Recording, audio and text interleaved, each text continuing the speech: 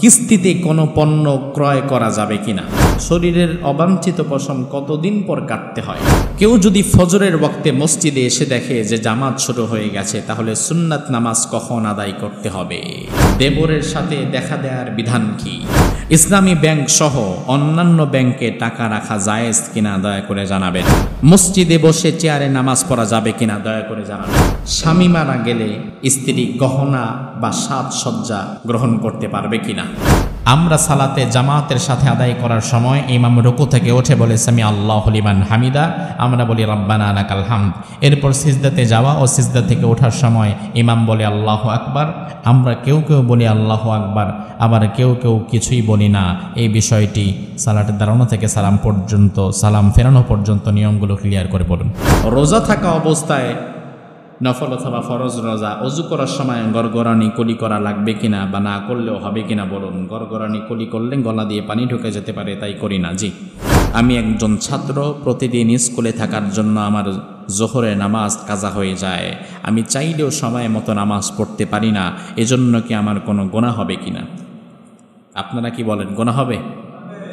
আচ্ছা, বিষয় হচ্ছে আপনি স্কুলে, কলেজে কিংবা অন্য যে কোনো জায়গায় যদি কর্মরতও থাকেন না কেন, নামাজের সময় যখন হবে, যদি আপনার টিচার, আপনার স্যার, আপনার ম্যাডাম, আপনার অফিসের মালিক, বস নামাজের যদি ধারাবাহিক কোনো রুটিন মাফিক সময় নাও দেয়, আপনাকে আপনার দায়িত্ববোধের জায়গা থেকে আপনার জবাবদিহিতার জন্য তার কাছে অনুমতি চাইতে হবে।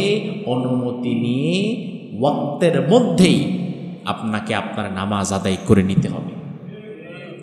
আর আপনার এই মানসিকতার ছাত্র ওই ক্লাসে যদি আরো 10 জন, 12 জন, 15 জন তৈরি করতে পারেন, যাদেরকে যদি নামাজ সম্পর্কে একটু বোঝাতে পারেন, 10 জন 15 জন ছাত্র যদি একই দাবি নিয়ে স্কুল কলেজের শিক্ষা প্রতিষ্ঠানের ঊর্ধ্বতন কর্মকর্তার কাছে যায়, তাহলে আমার বিশ্বাস নামাজের জন্য অন্তত বাই রুটিন করে হলেও 10 মিনিট তারা হলেও বরাদ্দ করে দিবে। করবে না? এটা আমার বিশ্বাস। আর আপনি যেহেতু একা, আর কেউ যেতে চাচ্ছে না, তাহলে আপনি ছুটি নিয়ে, আপনি পেশাব পায়খানার ছুটি নেন, পানি খাওয়ার ছুটি নেন, কত ছুটি তো নেন, টিফিনের ছুটি নেন, অমুক তমুক ছুটি নেন, তো নামাজের জন্য হলেও আপনি 5 মিনিট 10 মিনিট ছুটি নিয়ে নামাজ পড়ে অন্তত পক্ষে ফরজটা ওয়াক্তের মধ্যে পড়ে আবার ক্লাসে চলে আসবেন। কোনো মতেই নামাজকে কাজা করা যাবে না। ইসলামী ব্যাংক সহ অন্যান্য ব্যাংকে টাকা রাখা জায়েজ কিনা দয়া করে জানাবেন। আচ্ছা, ব্যাংকে টাকা রাখার যে বিষয়টা, বর্তমান সময়ে ব্যাংকের সাথে কম বেশি আমাদের সবারই সম্পৃক্ত থাকতে হয়, তাছাড়া উপায় নাই। আপনার কাছে 10 লাখ টাকা আছে, 15 লাখ টাকা আছে, 20 লাখ টাকা আছে, ঘরের মধ্যে রাখা কি বর্তমান সময়ে নিরাপদ? মাটির নিচে রাখা কি নিরাপদ? না, অবশ্যই আপনাকে ব্যাংকের দ্বারস্থ হতে হবে। এজন্য ব্যাংকে আপনাকে টাকা রাখা যাবে, কারণ আল্লাহ বলছেন ফাত্তাকুল্লাহা মাস্তাতাতুম, আল্লাহকে ভয় করো যথাসাধ্য। এখন প্রশ্ন হচ্ছে, টাকা কি ইসলামী ব্যাংকে রাখবো নাকি অন্যান্য যে কোনো ব্যাংকে রাখবো, সেটা হচ্ছে প্রশ্ন। বিষয় হচ্ছে, বাংলাদেশে সেন্ট্রাল ব্যাংকের আওতাধীন সকল ব্যাংক, ইসলামী ব্যাংক বলেন, সোনালী ব্যাংক বলেন, রূপালী ব্যাংক বলেন, অমুক ব্যাংক বলেন, তমুক ব্যাংক বলেন, প্রত্যেকটা ব্যাংক বাংলাদেশ ব্যাংকের আইন ও কানুন মানতে বাধ্য। যেহেতু বাংলাদেশটা পরিপূর্ণ ইসলামিক রাষ্ট্র, কথা হয় না, ইসলামিক রাষ্ট্র না, ইসলামিক রাষ্ট্র তো এটা না, যার ফলে যতদিন পর্যন্ত এই দেশ ইসলামী রাষ্ট্র হবে না, ততদিন পর্যন্ত পরিপূর্ণ ইসলামের অর্থনীতির সৌন্দর্য আপনি আমি উপভোগ করতে পারব না। তো এখন আমাদের দায়িত্ব হচ্ছে অন্যান্য ব্যাংকের চাইতে নিজের প্রয়োজন ইসলামী ব্যাংকের মাধ্যমে পূরণ করা। তার কারণ হচ্ছে, ইসলামী ব্যাংক যথেষ্ট চেষ্টা করে সুদ মুক্ত থাকার, যথেষ্ট চেষ্টা করে সুদকে বাইপাস করে অল্টারনেটিভ আর একটা পদ্ধতি আপনার সামনে দেওয়া। ইসলামী ব্যাংকের শরিয়া বোর্ডে বাংলাদেশের বড় বড় ওলামায়ে কেরামদেরকে রাখা হয়েছে যে যতটুকু পারা যায় যেন আমাদেরকে সুদ থেকে বাঁচানো যায়। বাংলাদেশ ব্যাংক থেকে যতটুকু চাপিয়ে দেয়া হয় এর বাইরে তো তারা যেতে পারবে না। কিন্তু এর মধ্য থেকেও সুদ মুক্ত একটা আওয়াজ তারা সমাজে তুলেছে, সুদের বিরুদ্ধে কিছু কথা তারা বলেছে। অন্যান্য ব্যাংক আর ইসলামী ব্যাংকের পার্থক্য হচ্ছে, অন্যান্য ব্যাংকগুলো ডিরেক্ট আপনাকে সুদের কথা বলে বলে সুদ দেয়, আর ইসলামী ব্যাংক যথাসাধ্য সুদ মুক্ত রাখতে চায়, কিন্তু তাদের হাত বাঁধা, অনেক জায়গায় তারা পেরে ওঠে না, এজন্য সুদ কিছু জায়গায় মিশ্রিত হয়ে যায়। এই জায়গায় এসে আপনার দায়িত্ব হচ্ছে মন্দের ভালো হিসাবে ইসলামী ব্যাংকে বেছে নেওয়া। অনেকে বোঝেন? তার কারণ হচ্ছে, আপনি দেখলেন রাস্তার মধ্যে এক পাগল হেঁটে যাচ্ছে, যার কাপড় হাঁটুর ওপরে ওঠানো। হাঁটুর ওপরে কাপড় ওঠালে কি হয়? ফরজ তরফ হয়ে যায়। এখন আপনি চিন্তা করলেন, হাঁটুর উপরে কাপড় উঠায় রাখছো, এতে আর লাভ কি? টান দিয়ে প্যান্টটা পুরা খইলা ফেলাইলেন, যে হাঁটুর উপরে ওটা তো ফরজ তরকই হয়ে গেল, আর এর দূর একটা কাপড় রেখা লাভ নেই। ওই মুহূর্তে তাকে উলঙ্গ করাটা যেমন বোকামি, অন্যান্য ব্যাংক তো সুদ দেয়, ইসলামী ব্যাংকেও কিছু ভুল ত্রুটি আছে, তাইলে আর লাভ কি? অন্য ব্যাংকেই যাই, এটাও তেমন বোকামি। আরে ভাই, অন্যান্য ব্যাংক আপনাকে ডাইরেক্ট সুদ দিচ্ছে, আর ইসলামী ব্যাংক যথাসাধ্য সুদ মুক্ত থাকার চেষ্টা তো অন্তত করতেছে। তো আমার দায়িত্ব তো, সে যেহেতু একটু ভালো কাজের চেষ্টা করছে, আমি অন্যান্য ব্যাংকগুলোর কাছে না গিয়ে যে ভালো কাজের দিকে একটু আগাতে চেষ্টা করছে, আমি আমার অর্থ দিয়ে একটু তাকে এগিয়ে দেওয়ার চেষ্টা করি। এই জন্য অন্য ব্যাংকের চাইতে ইসলামী ব্যাংকে টাকা রাখা ধর্মীয় দৃষ্টিকোণ থেকে নিরাপদ। 2 নম্বর প্রশ্ন, মসজিদে বসে চেয়ারে নামাজ পড়া যাবে কিনা দয়া করে জানাবেন। মসজিদে বসে কোথায় নামাজ পড়া? মসজিদে চেয়ারে নামাজ পড়ার বিধান। আমাদের মসজিদে অবশ্য অন্যান্য মসজিদে চেয়ারম্যানের চাইতে মসজিদে চেয়ারম্যান একটু কমই থাকে, আলহামদুলিল্লাহ। আমি ঢাকায় এমনও মসজিদ দেখেছি যেই মসজিদে মোটামুটি মানুষ যদি হয় 300, এর মধ্যে চেয়ারম্যান আছে 100। আছে না নাই? প্রচুর চেয়ার, সারি সারিতে সাজাই রাখে চেয়ার। দেখা যাচ্ছে একজন মানুষ বাজারে গেছে ভালোভাবে, নাতিরে আনতে স্কুলে গেছে ভালোভাবে, সব কাজ করে ভালোভাবে, দাঁড়ায় দাঁড়ায় বাহিরে আড্ডা দিচ্ছে, হাসাহাসি করতেছে। এই লোকটা মসজিদের মধ্যে ওযু করে এসে বসে চেয়ার খুঁজতে থাকে, অথচ এতক্ষণ সে সব কাজ দাঁড়ায়ই করছে। এখন তার চেয়ার ছাড়া ভালো লাগে না। এখন বিষয় হচ্ছে চেয়ারে নামাজ পড়ার বিধান কি? এক সাহাবী রাসূলকে জিজ্ঞেস করলেন, নামাজ কিভাবে পড়ব? রাসূল বললেন, সল্লি কাইমান, নামাজ পড়বা দাঁড়িয়ে। কিভাবে? ফাইল্লাম তাস্তাতি ফাকাইদান, যদি দাঁড়াবার ক্ষমতা না থাকে তাহলে বসবা, তাহলে বসে পড়বা। ফাইল্লাম তাস্তাতি ফাআলা জানবিন, যদি বসার ক্ষমতাও না থাকে তাহলে শুয়ে পড়বা। কিভাবে? কিন্তু মাফ মাফ মাফ নাই। রোজার মাফ হয়, হজের মাফ হয়, যাকাত সামর্থ্য না থাকলে মাফ হয়, কিন্তু নামাজের মাফ নাই। যদি না আপনি পাগল না হন, নামাজের মাফ নাই। এখন ফুকাহায়ে কেরাম বলেন, নামাজের ফরজিয়াত, নামাজ যেমন ফরজ, দাঁড়িয়ে নামাজ পড়াও তেমন ফরজ। এখন আপনি অসুস্থ, দাঁড়াতে আপনি পারছেন না, অবশ্যই আপনি বসে নামাজ পড়তে পারবেন, কোনো সমস্যা নাই। কিন্তু যতটুকু দাঁড়াবার ক্ষমতা রাখেন ততটুকু দাঁড়িয়ে পড়বেন। বিষয় হচ্ছে, আপনি দাঁড়াতে পারেন কিন্তু সিজদা দিতে পারেন না, অথবা রুকু দিতে পারেন না, আপনার সমস্যা আছে।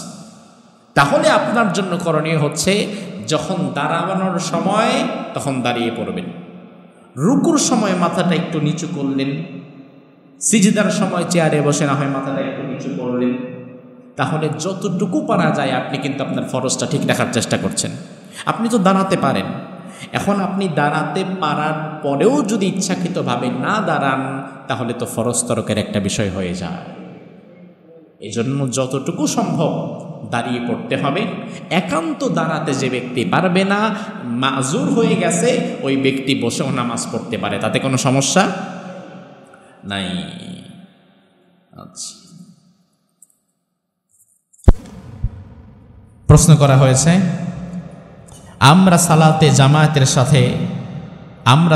জামাতের সাথে আদায় করার সময় ইমাম রুকু থেকে উঠে বলে সামি আল্লাহু লিমান হামিদা, আমরা বলি রব্বানা লাকাল হামদ। এরপর সিজদাতে যাওয়া ও সিজদা থেকে ওঠার সময় ইমাম বলে আল্লাহু আকবার, আমরা কেউ কেউ বলি আল্লাহু আকবার, আবার কেউ কেউ কিছুই বলি না। এই বিষয়টি সালাতে দাঁড়ানো থেকে সালাম ফেরানো পর্যন্ত নিয়মগুলো ক্লিয়ার করে বলুন। জি, নামাজে যখন ইমাম আল্লাহু আকবার বলবে আমরাও ইমামের মতো আল্লাহু আকবার বলবো। ইমাম যখন রুকুতে যাবে আল্লাহু আকবার বলবে, আমরাও আল্লাহু আকবার বলে রুকুতে যাব। ইমাম যখন রুকু থেকে দাঁড়ানোর সবাই বলবে সামি আল্লাহু লিমান হামিদা, আমরা তখন মুক্তাদি যারা তারা সামি আল্লাহু লিমান হামিদা বলবো না, তখন আমরা বলবো রব্বানা লাকাল হামদ। যদি একটু বাড়িয়ে পড়তে পারেন তাহলে আরও ভালো হয়। হামদান কাসীরান তাইয়িবান মুবারাকান ফিহি, এই দোয়াটা সামি আল্লাহু লিমান হামিদা রব্বানা লাকাল হামদ পর্যন্ত রাসূল শিখিয়েছে। হামদান কাসীরান তাইয়িবান রাসূল শেখান নাই, কিন্তু একদিন একজন সাহাবী পড়লেন। রাসূল নামাজের পরে ঘরে বসে বললেন, তোমাদের মধ্যে কেউ যেন একটু বাড়িয়ে পড়েছ, হামদান কাসীরান তাইয়িবান মুবারাকান ফিহি। কে পড়েছ? দাঁড়াও। যে সাহাবী পড়ছে সে ভয়ে আবার দাঁড়ায় না। আল্লাহ কি না কি করলাম, আবার এখন দাঁড়ায় আবার কি না কি শুনতে হয় সবার সামনে। যাক, পড়ছি আজ জীবনে পড়বো না। রাসূল বলে, আরে সাহাবী কে পড়েছো, দাঁড়াও না। ওই সাহাবী দাঁড়ালেন। রাসূল বললেন, তুমি ভয় পেলা কেন? তুমি এত সুন্দর কথা পড়েছো, তোমার এই কথার সব লেখার জন্য ৭০ জন ফেরেশতা প্রতিযোগিতা শুরু করে দিয়েছে। এজন্য এটা পড়তে পারবেন না? রব্বানা লাকাল হামদ বলেন, হামদান কাসীরান তাইয়িবান মুবারাকান ফি। চমৎকার একটি দোয়া। তো আমরা ইমাম যখন সামি আল্লাহু লিমান হামিদা বলবে, আমরা রব্বানা লাকাল হামদ হামদান কাসীরান তাইয়িবান মুবারাকান ফি এটা বলবো। আর বাকি সর্বসময়ে ইমাম যা বলবে আমরাও তাই বলবো, এতে সমস্যা নেই।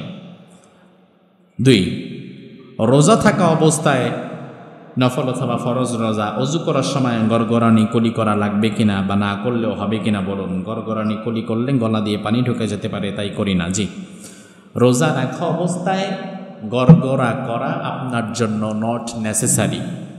তার কারণ ওই মুহূর্তে যদি রোজা রাখা অবস্থায় আপনি গলার মধ্যে পানি নিয়ে গড়গড়া করতে থাকেন, তাহলে অনিচ্ছা সত্ত্বেও আপনার 2-1 ফোঁটা পানি গলার নিচে চলে যেতে পারে। এই জন্য রিস্ক মুক্ত থাকতে গিয়ে রোজা রাখা অবস্থায় একান্ত প্রয়োজন না হলে গড়গড়া করবেন না।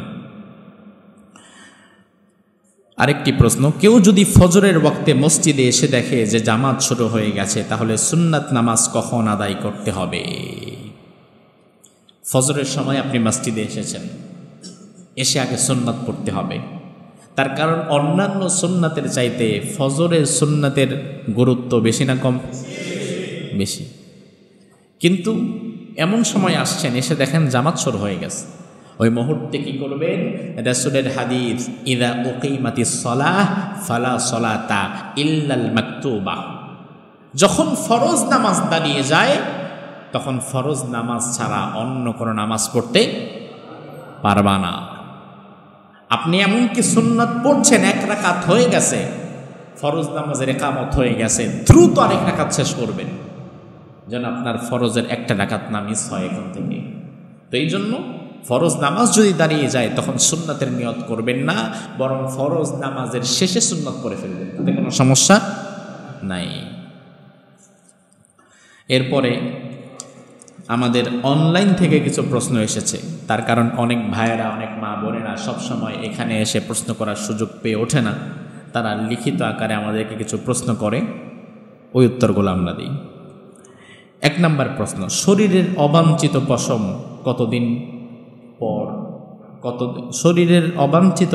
কতদিন পর কাটতে হয়? শরীরের অবাঞ্ছিত পশম সম্পর্কে আনাস রাদিয়াল্লাহু আনহু থেকে বর্ণিত হাদিস, তিনি বলেন, আল্লা নাতরুকা আকসারা মিন 40 লাইলা। রাসূল সাল্লাল্লাহু আলাইহি ওয়াসাল্লাম আমাদেরকে শরীরের যে অবাঞ্ছিত পশম রয়েছে, এই অবাঞ্ছিত পশম কাটার একটি সময় বেঁধে দিয়েছিলেন 40 দিন। কয়দিন? 40 দিন। এখন আপনি 40 দিনে যে কাটা লাগবে এমন না। আপনি 40 দিনের ভেতরে কেটে ফেলবেন। 7 দিন হতে পারে, 15 দিন হতে পারে, সর্বোচ্চ সীমাটা ধরবেন 40 দিন, যেন এর ভেতরেই আমি পাক সাফ হয়ে যেতে পারি। এখন যদি 40 দিন কোনো কারণে পার হয়ে গেছে, আপনি শরীরের অবাঞ্ছিত পশম পরিষ্কার করতে পারেন নাই, তাহলে নামাজ হবে নাকি হবে না? হ্যাঁ, হবে। এটা কিন্তু অনেকে বলে যে 40 দিন পর কিন্তু আর নামাজ হবে না। এটা ঠিক না, কারণ নামাজ ভাঙ্গার কোনো কারণের মধ্যে এটা পড়ে না। নামাজ হয়ে যাবে এটা ঠিক আছে, তবে আপনি একটা অনুচিত কাজ করেছেন। 40 দিনের ভেতরেই আপনার পরিষ্কার হয়ে যাওয়া উচিত ছিল। 2 নম্বর প্রশ্ন, কিস্তিতে কোনো পণ্য ক্রয় করা যাবে কিনা? কিস্তিতে কোনো পণ্য ক্রয় বিক্রয়, এটা সাহাবীদের যুগেও ছিল। সাহাবায়ে কেরামও কিস্তিতে ক্রয় বিক্রয় করতেন। যেমন একটা জিনিস 10,000 টাকা দাম, আমার কাছে এখন একসাথে 10,000 টাকা নাই, আমি প্রতি মাসে 1,000 টাকা করে আপনাকে দিয়ে দেব, আমাকে এটা আপনি দিলেন। এভাবে কিস্তিতে কোনো কিছু ক্রয় করা জায়েজ, সুন্দর।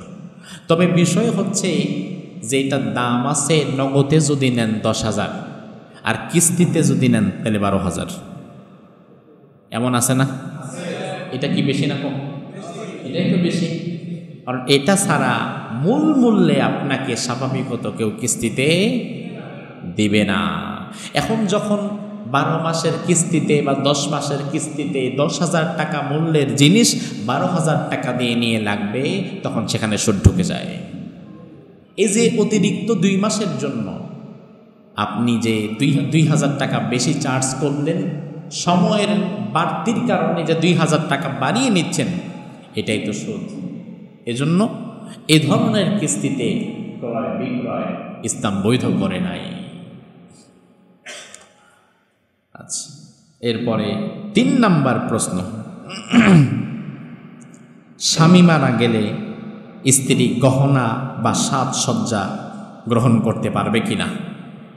আল্লাহ সুবহানাহু ওয়া তাআলা কোরআনে কারীমের মধ্যে বলছেন, ওয়াল্লাযীনা ইউতাওয়াফাউনা মিনকুম ওয়া ইয়াযারুনা আযওয়াজা ইয়াতারাব্বাসনা বিআনফুসিহিন্না আরবাআতা আশহুরিন ওয়া আশরা। তোমাদের মাঝে যাদের স্বামী মারা যাবে, স্বামী মারা গিয়েছে, স্ত্রী দুনিয়াতে বেঁচে আছে, তাদের জন্য আরবাআতা আশহুরিন ওয়া আশরা, 4 মাস 10 দিন অপেক্ষা করতে হবে, 4 মাস 10 দিন ধৈর্য ধরতে হবে, 4 মাস 10 দিন ইদ্দত পালন করতে হবে। কতদিন? 4 মাস 10 দিন। এটা হচ্ছে নারীদের জন্য ইদ্দতের সময়।